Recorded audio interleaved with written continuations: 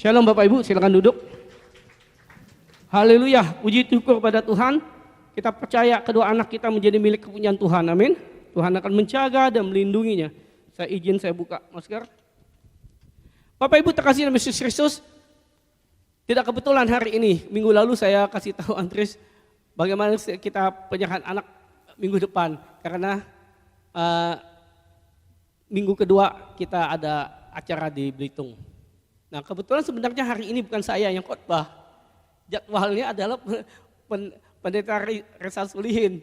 Tapi karena dia salah jadwal, waktu kita konfirmasi, beliau sudah ambil pelayanan tempat lain. Karena salah jadwal, bukan disengaja juga ya. Tapi sebagai hamba Tuhan, saya mengganti khotbah hari ini. Bapak Ibu terkasih yang Yesus Kristus, hari ini saya akan memulai firman Tuhan. Saya ambil dari Kejadian 2 ayat 21 sampai 24. Ayat 21 ayat 24 berbunyi demikian. Tuhan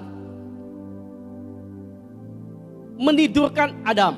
Lalu dikatakan Tuhan membuat manusia itu tertidur. Ketika ia tidur, Tuhan mengambil salah satu rusuk dari manusia itu. Amin. Jadi pertama itu ayat 20 ke atas itu bicara Tuhan menciptakan hewan. Tetapi satu pun tidak ada yang sepadan untuk manusia. Jadi Tuhan menidurkan manusia itu, diambil salah satu tulang rusuknya. Ya, setelah itu ditutup dengan daging, maksudnya tempat diambil itu tutup dengan daging. Lalu dari rusuk yang diambil itu dibangunkanlah seorang perempuan, seorang tidak dua atau tiga. Perhatikan baik-baik, seorang perempuan. Lalu dibawakannya kepada manusia itu. Lalu manusia itu lalu berkata, inilah apa? Tulang dari tulangku, daging dari dagingku. Ia akan dinamain perempuan sebab ia dari laki-laki. Perhatikan Bapak Ibu, ayat ini nyambung. Ayat ke-24 itu ada satu lagi kata sebab. Kalau tadi dia bilangkan ia akan dinamakan perempuan sebab ia dari laki-laki. Kenapa dia disebut perempuan? Karena dia dari laki-laki. Ayat 24, sebab seorang laki-laki akan meninggalkan ayah ibunya, bersatu dengan istrinya, dan mereka menjadi satu. Harusnya ayat ini semua nyambung. Betul? Nyambung kan? Tapi persoalannya ayat 23, 24 sulit untuk mengerti bahwa itu menyambung. Perhatikan baik-baik. Kalau manusia yang dibangunkan itu dinamakan perempuan karena dia dari laki-laki, ada alasan. Tetapi kalau dibilang seorang laki-laki meninggalkan ayah ibunya, bersatu kepada istrinya dan menjadi satu daging, kita dibuat bingung. Bingung nggak? Pertanyaannya begini. Karena ayat ini nyambung, tentu Tuhan berbicara kepada laki-laki si Adam dan Hawa, toh? Betul? Pertanyaannya, siapa ayah ibu Adam?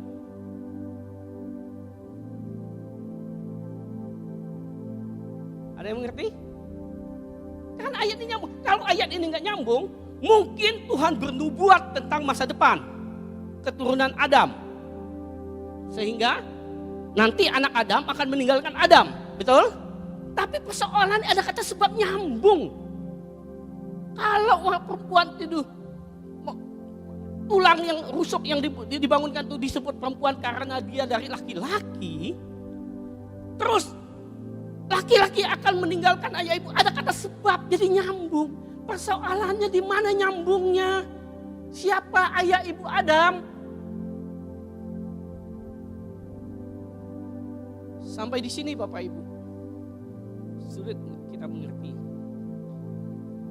Setelah 4.000 tahunan, oleh hikmat dan pewahyuan Allah, Paulus membuka apa yang terselubung, apa yang jadi misteri, apa yang membuat kita bingung.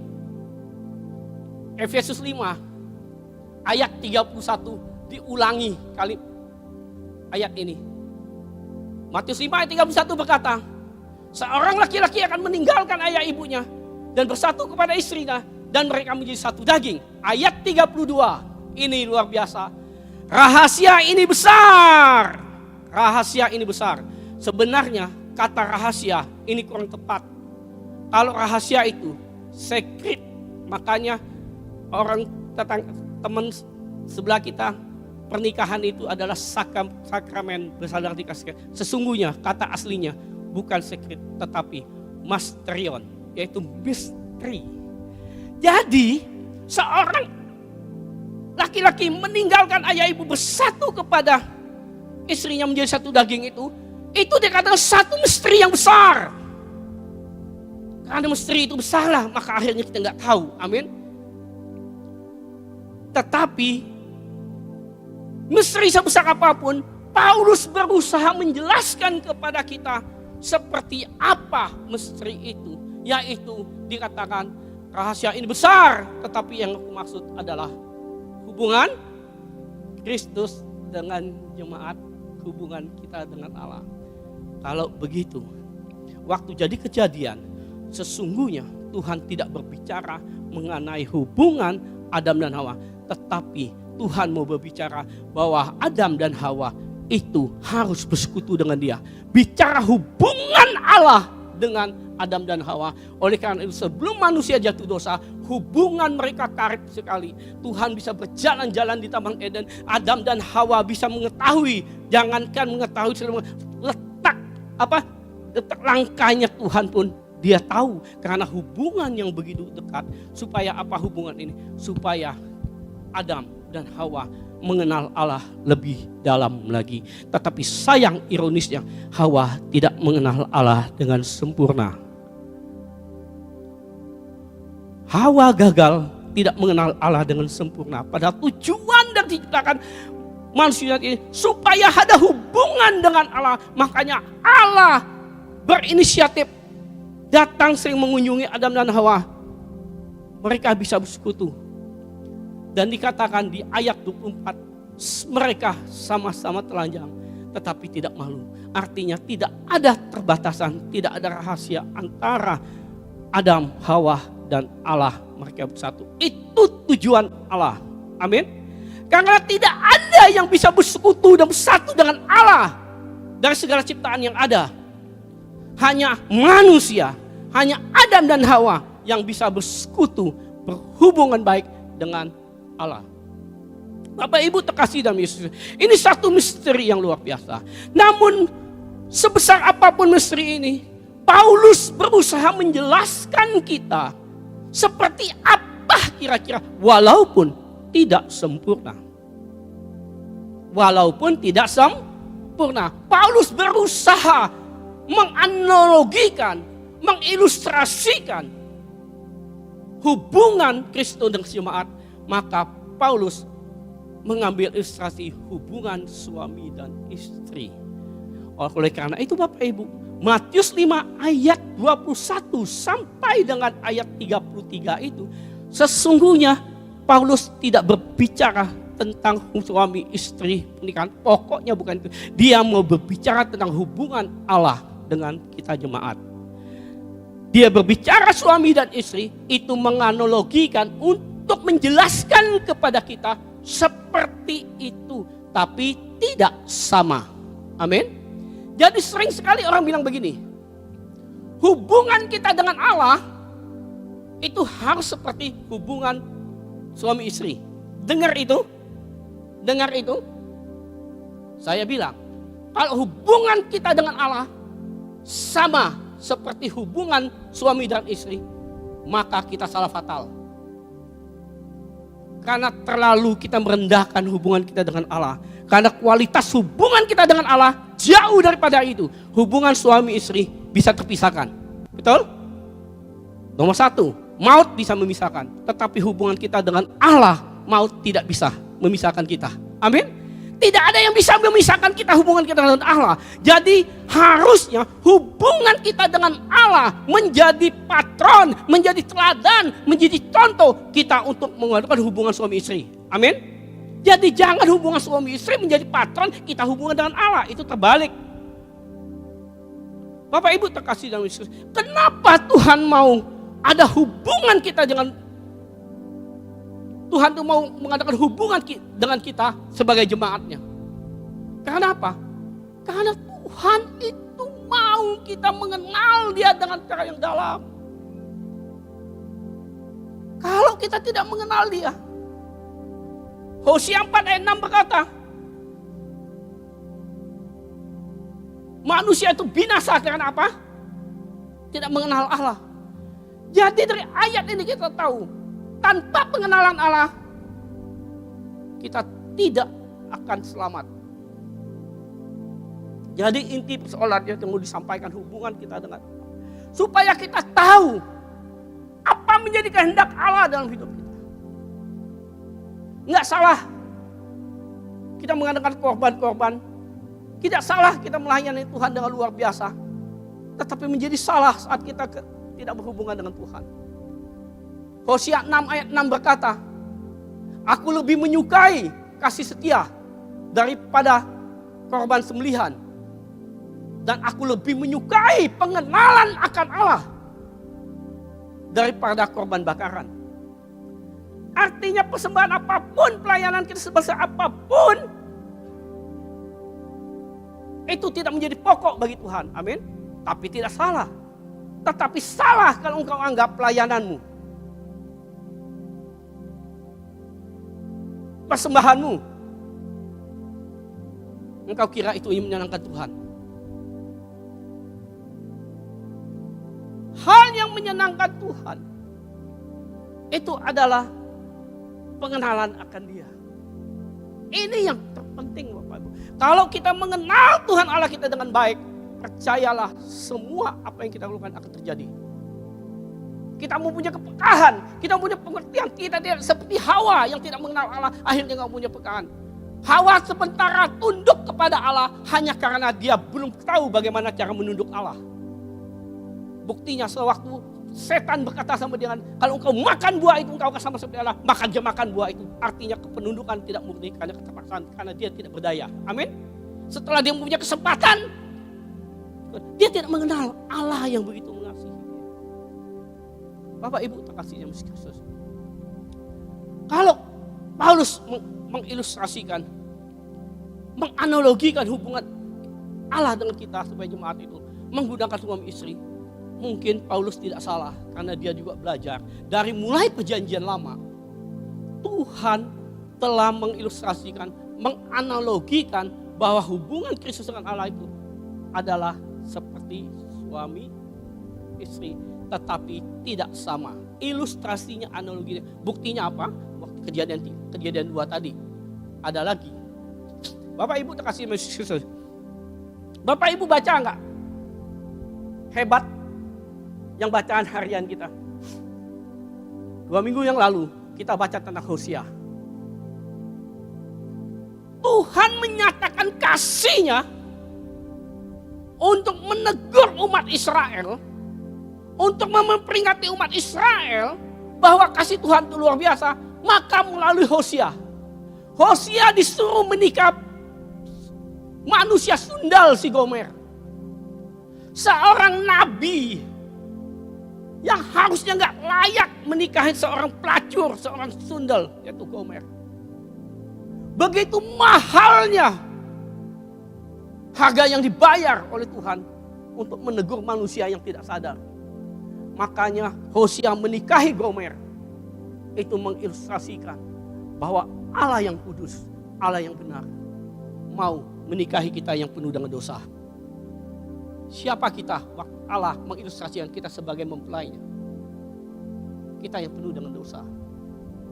Di dalam keadaan dosa itu, tetap Hosea melambangkan seorang Tuhan tuh menikahi manusia, bahkan berselingkuh. Apakah dalam perselingkuhan ini? Setelah kita mengenal Tuhan, kita melakukan hal-hal, apakah Tuhan marah dengan kita?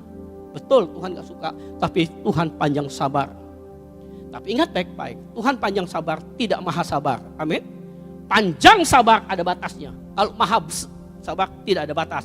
Jadi jangan mentang-mentang Tuhan panjang sabar, kita pikir kapanpun kita bisa kembali kepada Tuhan. Yesaya berkata, ada saatnya Tuhan tidak berkenan. Maka dia bilang, carilah Tuhan selagi ia berkenan. Amin.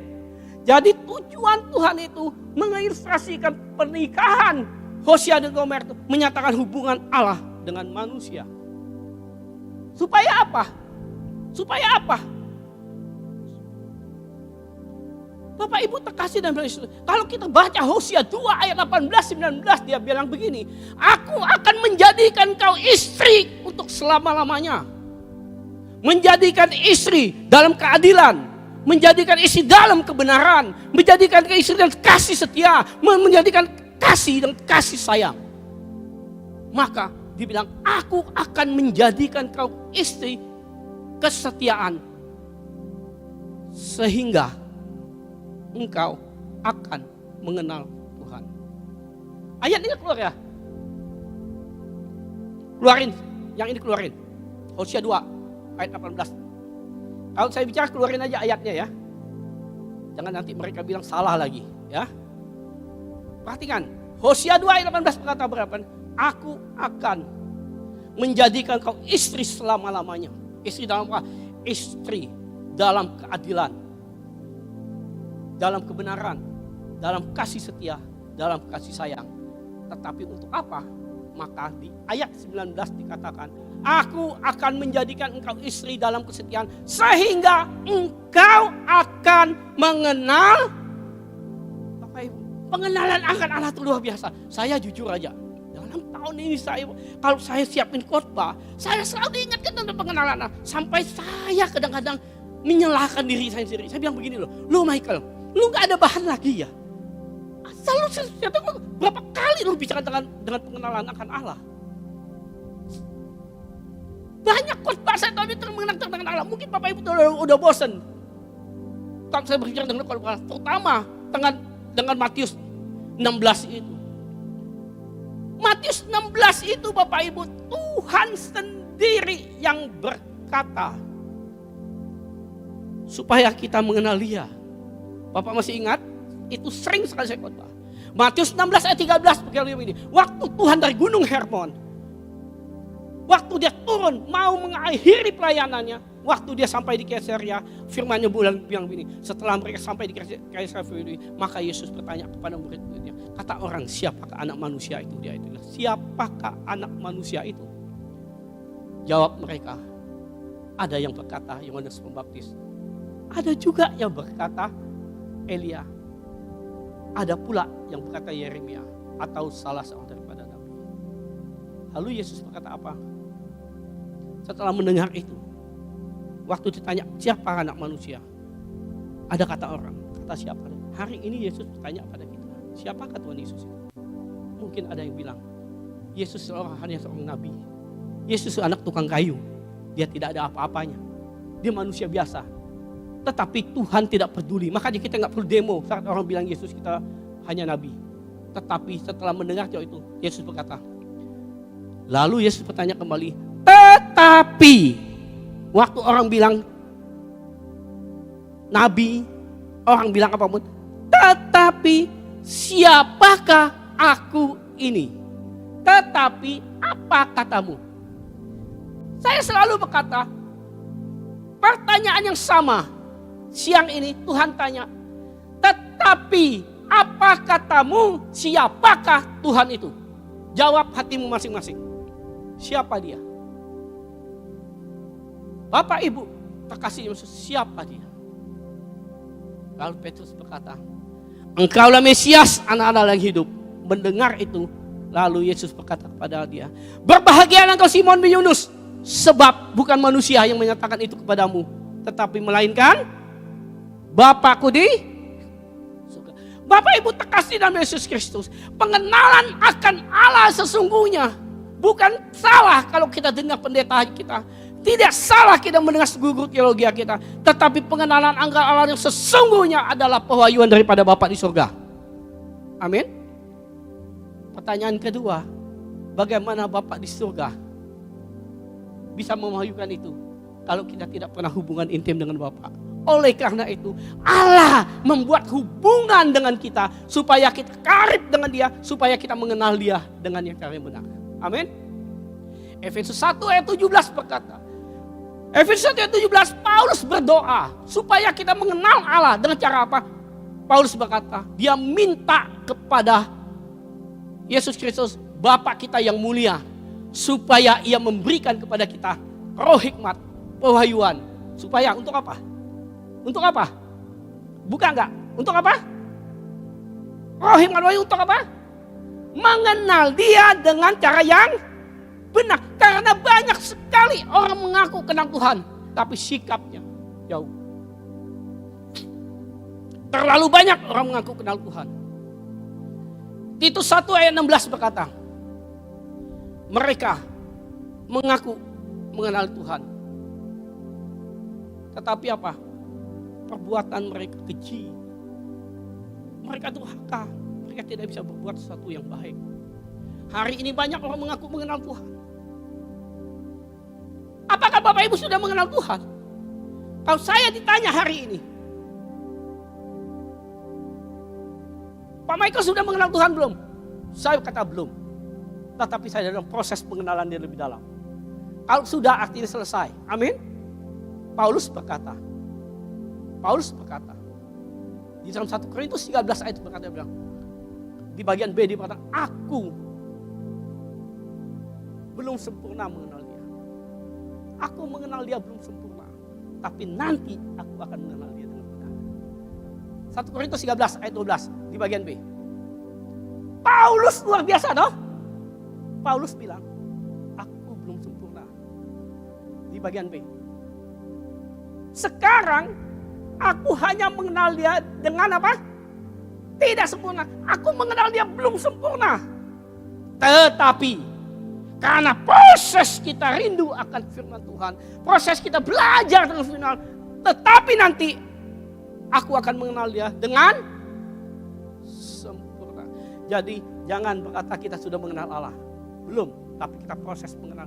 Hari demi hari kita bertambah untuk mengenal Dia. Melalui apa? Melalui hubungan intim dengan Tuhan.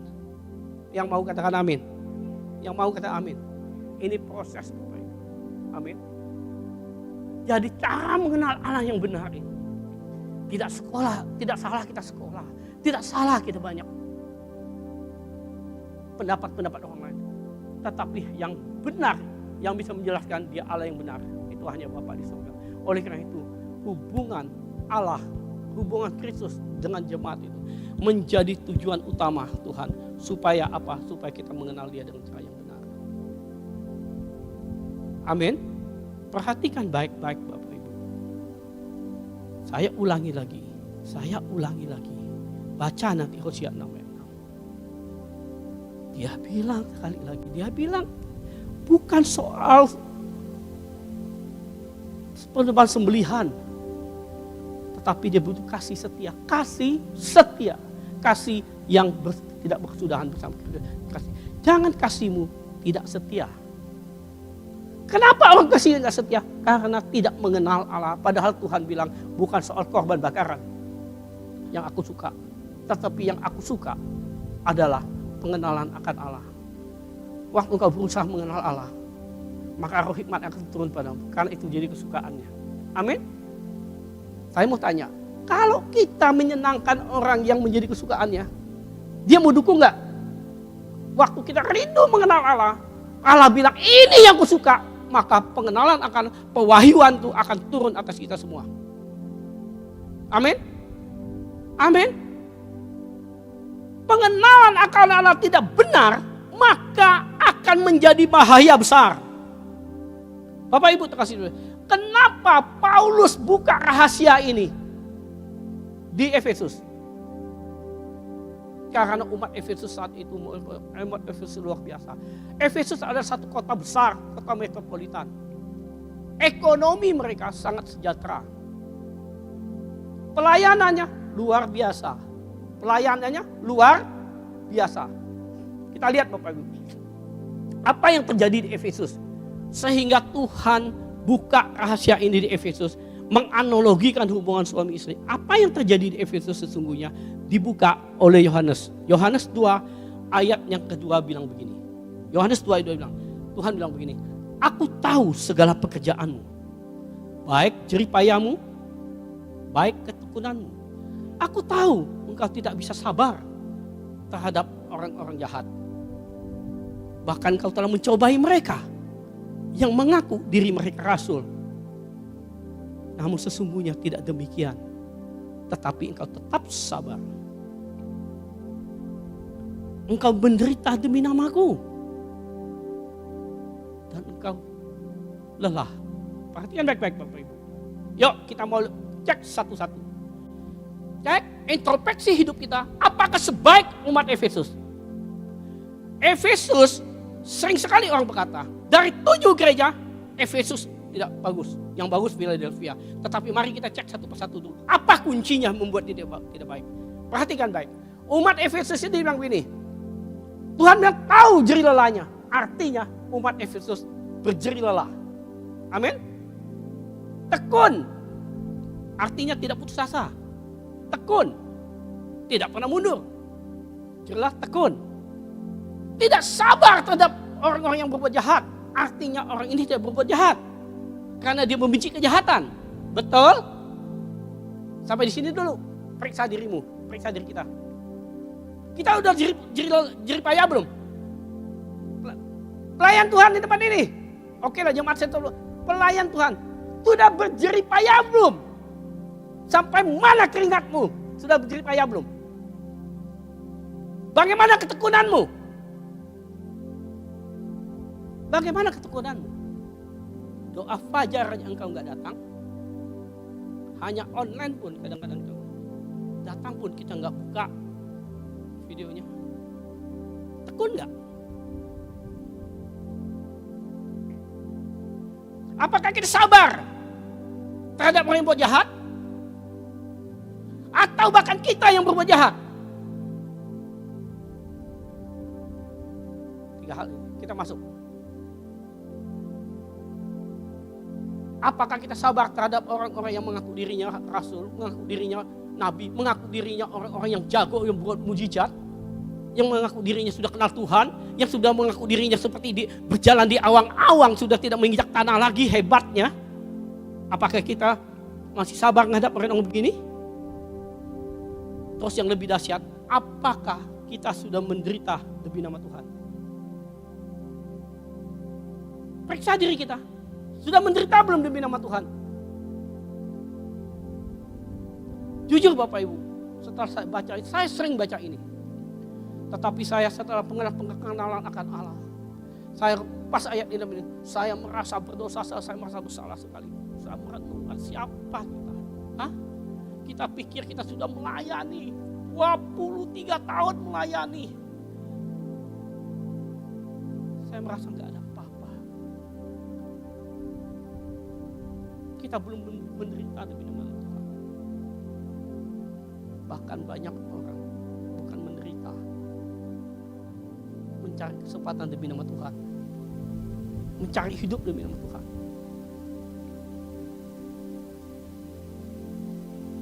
Kita lelah. Lelah kita melayani Tuhan, atau lelah kita memikirkan hidup kita. Hebat gak umat di Efesus? Pelayanan umat di Efesus hebat gak? Saya kasih tahu, umat Efesus satu gereja, foundernya adalah Paulus. Yang dijalani oleh Aquila, oleh Silas. Bahkan katanya Yohanes pun pernah mampir di sana dalam pelayanan. Ini gereja luar biasa. Tapi apa yang terjadi di ayat selanjutnya? Apa yang terjadi yang membuat Tuhan marah? Membuat Tuhan mengambil kaki dia apa? Dia bilang apa? Tapi engkau telah meninggalkan kasihmu yang semula. Kata meninggalkan, kata aktif artinya sengaja meninggalkan. Bukan kamu sudah kehilangan kasihmu yang semula. Tetapi kata ini benar, meninggalkan. Sibuklah melayani Tuhan, dianggap itu sudah berkenan kepada Tuhan, berjerilah kepada Tuhan, yang sampai hari ini menjadi introspeksi bagi kita, pelayanan kita seperti apa-apa kita anggap itu sudah baik, sudah berkenan kepada Tuhan. Tuhan bilang, engkau meninggalkan kasihmu yang semula.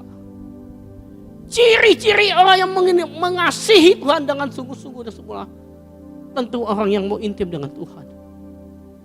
Tentu orang yang tidak mengeluh dengan persekutuan, tidak mengeluh dengan pertemuan-pertemuan yang membangun. Tetapi hari ini, selain ibadah raya di rumah hari Minggu, kita mengadain acara. Udah Pak Michael sibuk, orang pada kerja, adakan pertemuan malam, pulang malam, nggak ada waktu, capek, sudah ngantuk. Malam, doa fajar pagi, kesempatan Sabtu itu tidur sampai siang Pak.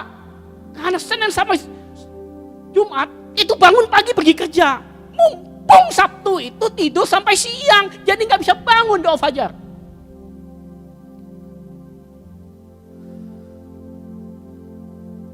Ini perenungan bagi kita Bapak Ibu. Luar biasa loh, tetapi dia bilang, engkau kehilangan kasih-Mu. Maka Tuhan bilang ayat 5, bertobatlah, kembalilah, lakukan seperti semula. Lakukan seperti semula, seperti kita awal mengasihi Tuhan. Waktu kita kenal Tuhan, kita mengasihi Tuhan, rasanya pengen selalu dekat dengan Tuhan. Waktu kita mendiri-diri, kita dibaptis dengan keyakinan bahwa Tuhan akan menjaga dan melindungi kita. Kita rindu untuk melayani Tuhan. Oleh karena Tuhan berkata, engkau telah meninggal kasih-Mu. Oleh karena itu bertobatlah, kembalilah, lakukanlah seperti dulu. Kalau engkau tidak melakukan itu, maka Tuhan berkata, aku akan mengambilkan kaki Dian di atas depanmu. Bapak Ibu, apa arti mengambilnya? Arti keselamatan diambil daripadamu. Dengan kata lain, kita akan dilepaskan. Tuhan panjang sabar. Kalau engkau tinggalkan kasih mula, stop sabarnya. Sekali lagi, Tuhan panjang sabar, tapi tidak maha sabar. Panjang, ada batasnya. Kalau engkau meninggalkan kasih-Mu, apapun yang kau lakukan, apapun yang kau jalankan, Tuhan bilang, kalau engkau enggak bertobat hari ini, Tuhan akan mengambil kaki Dian. Mengambil kaki Dian artinya tidak ada tuntunan dalam hidup kita. Ingat baik-baik, kalau kita tidak ada tuntunan hidup kita. Yohanes 15 ayat 5 berkata, akulah pokok anggur dan engkaulah ranting. Engkau ranting harus melekat dari pokok anggur. Di luar pokok anggur ini, engkau tidak bisa apa-apa. Amin. Jangan sampai kaki dia itu diambil. Jangan bilang masa bodoh, nggak apa-apa. Di luar Allah kita nggak bisa apa-apa. Kita akan menjadi ranting kering yang akan dikumpulkan, akan dibakar.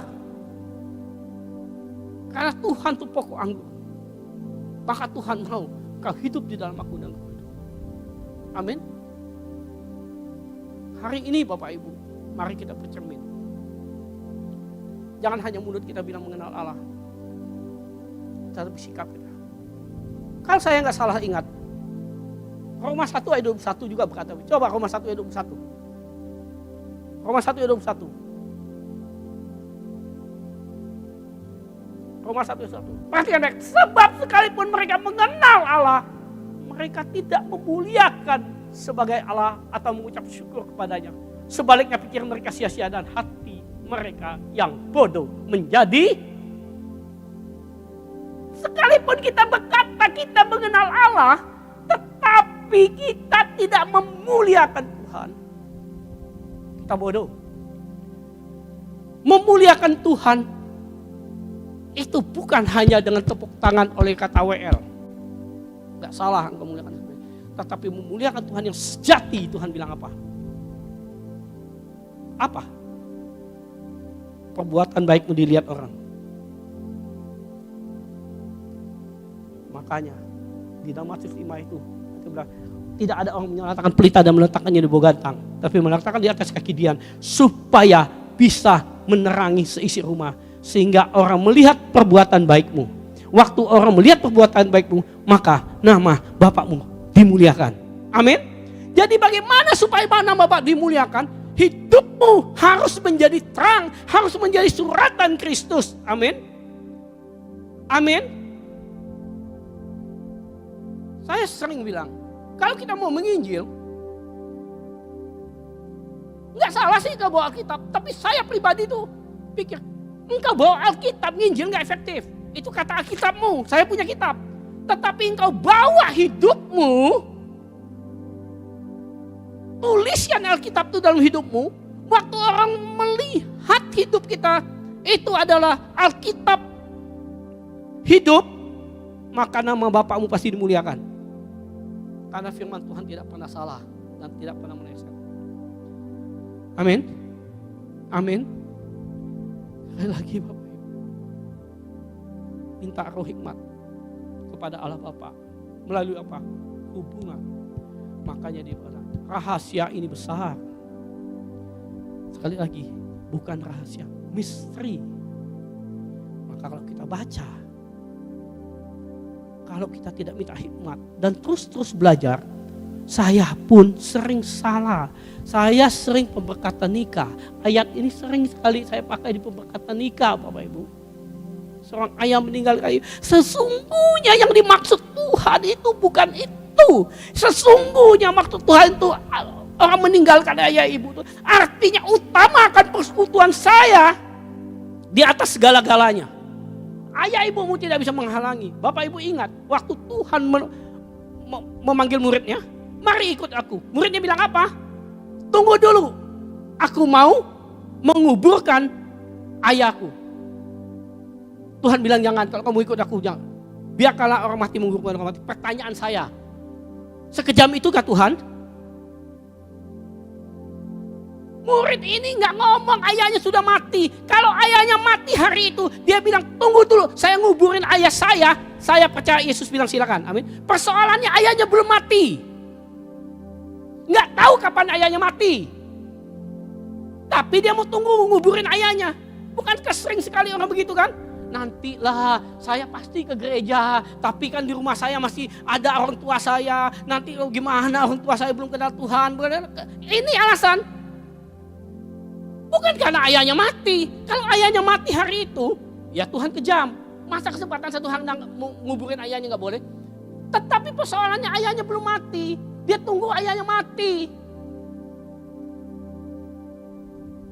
Ibu tahu? Introspeksi dalam hidup kita. Firman ikhlas bagi kita. Dan bagi saya merasa salah sekali. Setelah saya baca, saya mengerti ayat. Sekali rahasia ini besar. Itu sering sekali kita baca. Tetapi sayang sekali selama ini kita baca Efesus hanya sampai di ayat 25. Bapak Ibu, tidak salah sih, itu analogi. Istri tunduk pada suami. Tidak mungkin istri tunduk pada suami kalau dia tidak tunduk kepada Allah. Karena apa dia bilang? Tunduklah kepada suamimu seperti kepada Allah. Artinya dia harus tahu dulu bagaimana dia tunduk kepada Allah. Betul nggak? Betul Bapak Ibu? Betul kan? Kalau saya bilang begini, Pak, tolong belikan saya sepatu seperti ini. Seperti ininya Bapak harus tahu dulu sepatu ini dong. Nah Allah berkata, tunduklah kepada suamimu seperti kepada Tuhan. Nah kalau Anda Bapak Ibu tidak tunduk kepada Tuhan, bagaimana Anda bisa tunduk kepada suamimu? Demikian juga, hai suami, kasihilah istrimu. Kalau engkau nggak tahu bagaimana Allah mengasihi kita, bagaimana mengasihi istri seperti Allah, seperti Kristus mengasihi jemaatnya. Yang harus kita tahu bagaimana Allah mengasihi kita. Amin. Hari ini kita buka sedikit rahasia bagaimana Allah mengasihi kita. Melalui hubungan yang baik, supaya kita mengenal Allah. Kalau kita mengenal Allah dengan baik, kita berhubungan dengan Allah yang baik, kita hubungan karib dengan Allah, persoalan rumah tanggamu akan jadi clear. Karena hikmat Allah akan menjaga dan melindungi.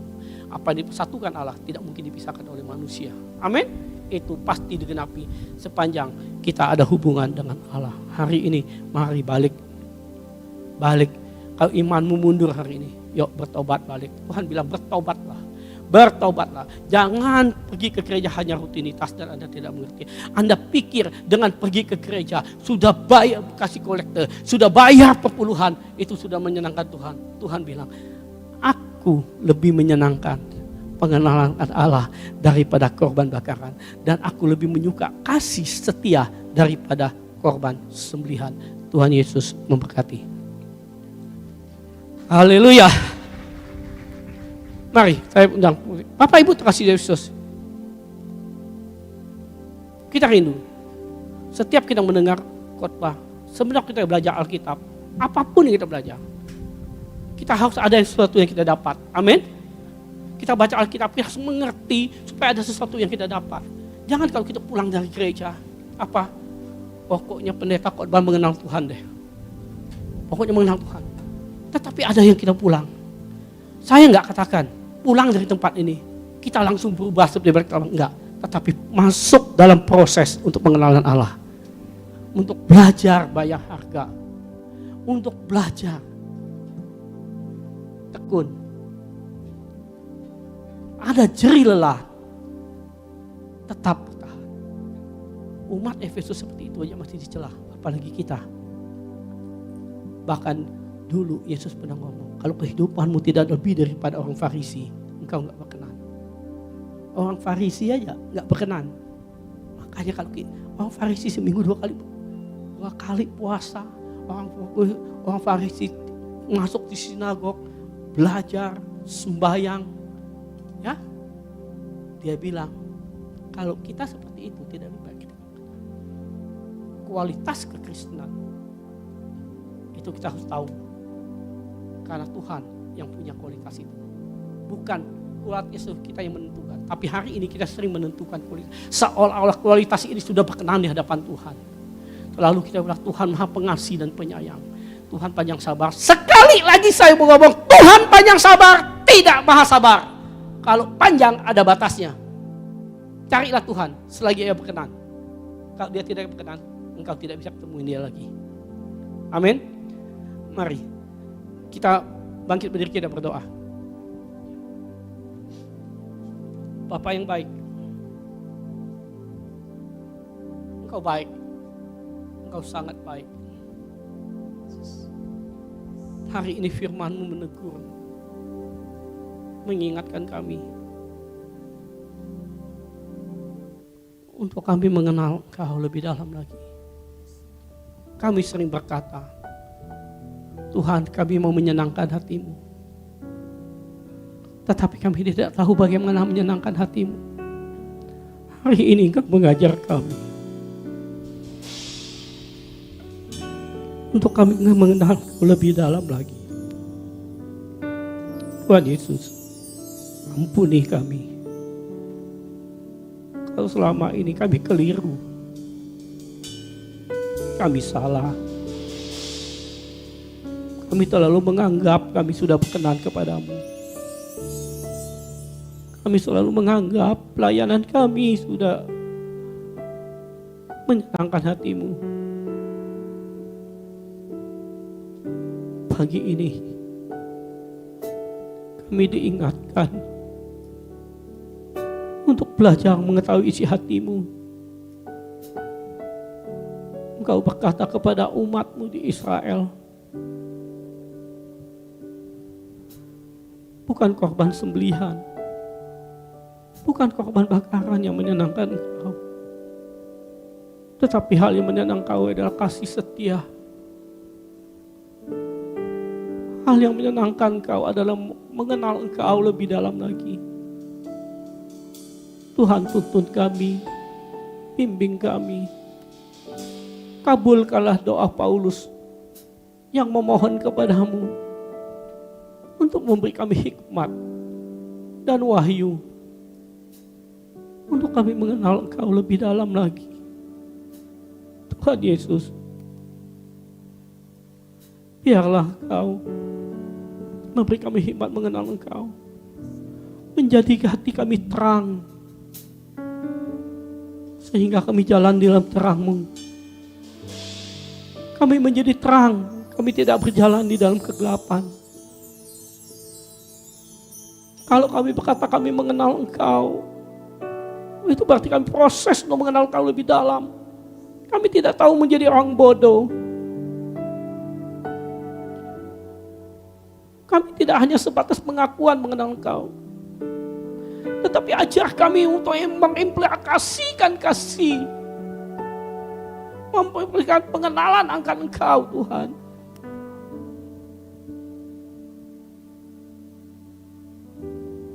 Kalau Paulus berkata,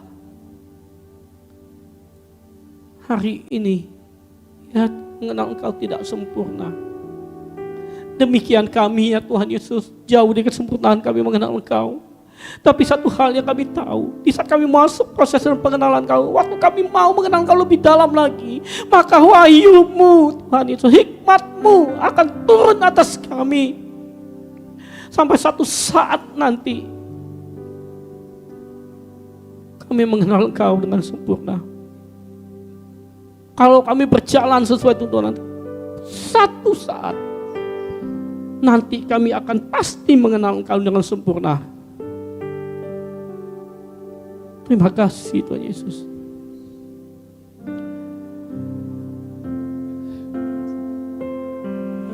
Dan ku ingin mengenal-Mu Tuhan. Naikin pujian ini kalau kau mau mengenal Dia lebih dalam lagi. Semua yang ku kenal, tiada kasih yang melebihi, tiada kasih yang melebihi-Mu ya Tuhan. Ada untuk menjadi penyembah-Mu, dan ku ingin mengenal-Mu Tuhan lebih dalam dari semua yang ku kenal. Tiada kasih yang melebihi-Mu, ku hadapku menjadi penyembah. Dan ku ingin Tuhan, ingin mengenal-Mu lebih dalam dari semua.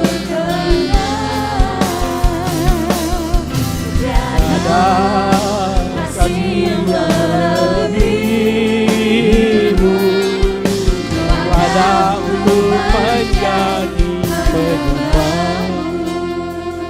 Bapak Ibu, kalau kau mau sungguh-sungguh mengenal Dia lebih dalam lagi, dan kita mau sungguh-sungguh menyatakan, Tuhan, aku salah selama ini, dan aku mau kembali ke kasih yang semula, di mana saat aku mengenal Engkau, kasih itu berkobar dalam hidupku.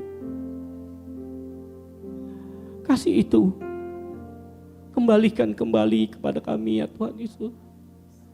Tolong kami mau kembali ke kasih kami yang semula. Mari Bapak Ibu, yang kau merasa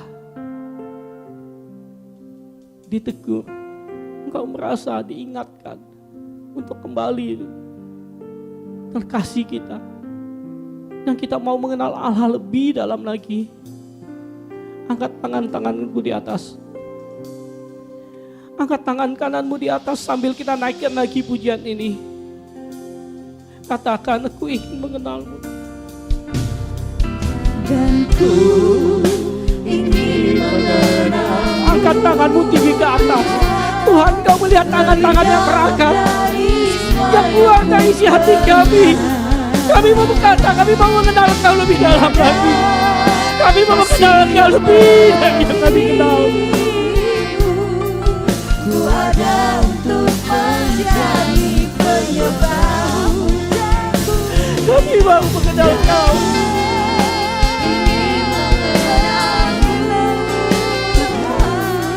Berikan kami setiap tangan-tangan yang berangkat ya Tuhan, Kau selidiki hati kami.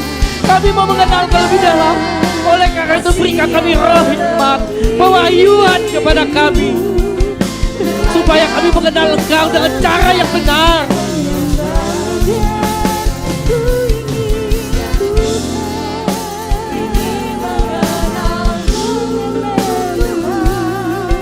Lebih dalam dari semua yang tiada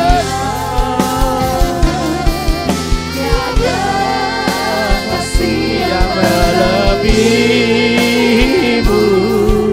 padaku untuk menjadi penyembahmu.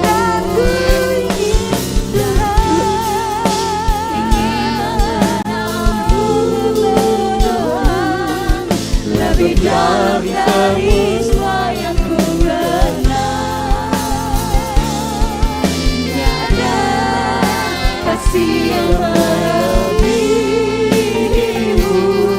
Ku ada untuk Menjadi penyembah. Kami ada pada saat ini ya Tuhan, untuk menjadi penyembah-Mu ya Tuhan Yesus. Layakkan kami di hadapan-Mu. Terima kasih ya Tuhan Yesus.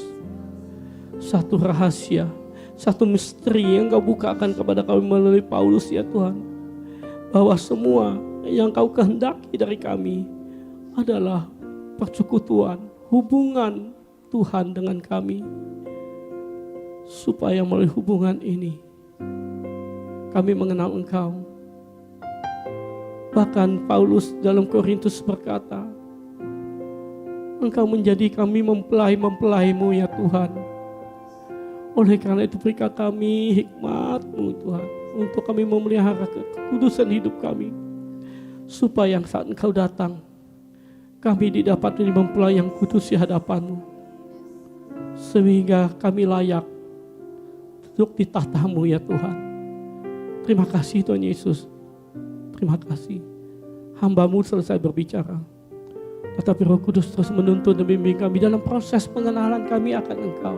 Terus Tuhan berperkara dengan kami. Jangan tinggalkan kami.